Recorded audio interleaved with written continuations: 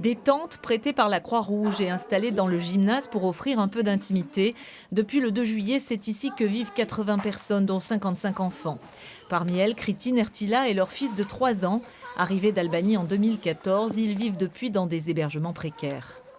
C'est dormi là, avec le garçon et la femme. Dormi ici juste une semaine, dormi là. C'est pas facile pour les trois, c'est compliqué ici.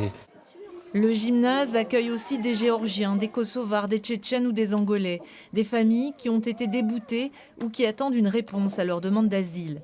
Ces dernières devraient être logées par l'État, mais selon les associations, c'est de moins en moins le cas.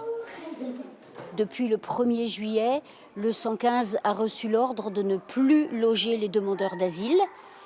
Donc c'est peut-être une situation transitoire, on n'en sait rien, mais en tout cas, là c'est absolument catastrophique parce que tous les types de populations en difficulté se retrouvent tous en même temps à la rue.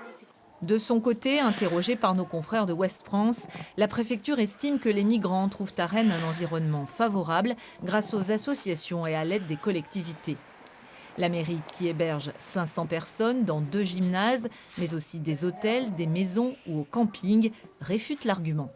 S'il y avait vraiment appel d'air, on n'aurait pas une vingtaine de personnes toutes les semaines qui viendraient au titre de la répartition territoriale et qui arrivent de la région parisienne. L'ensemble des maires n'ont de cesse d'interpeller l'État parce que c'est un coût humain très important pour les personnes, mais c'est un coût social, économique pour le pays derrière qui n'est pas négligeable. En attendant de trouver des solutions plus pérennes, la mairie envisage déjà d'ouvrir un 3e gymnase.